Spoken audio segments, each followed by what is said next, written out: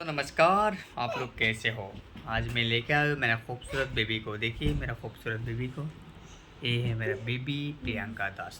उनका भी एक चैनल है, वो चैनल को सब्सक्राइब कीजिए, वीडियो को लाइक कीजिए। चैनल का नाम है प्रियंका दासनाथ। आप लोग जाइए, चैनल को सब्सक्राइब कीजिए, वीडियो को धमाकेदार वीडियो को देखिए, उसमें कमेंट कीजिए, अच्छे अच्छे मज़ेदार कमेंट कीजिए, तब जाके हम लोग को भी मज़ा आएगा। आप कुछ बोलोगे जी?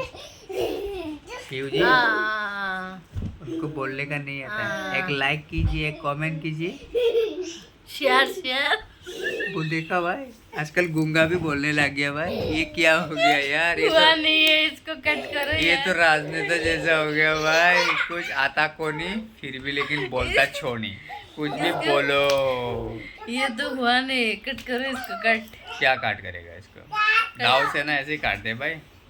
वीडियो दोस्तों, को कट करो वैसे फिर दोबारा से। एंटरटेनमेंट फनी वीडियो नहीं, एक दोबारा से लाइक बनाओ शेयर ना, मैं तो कमेंट बोलूंगी करके ना अच्छे से। Thank you ji.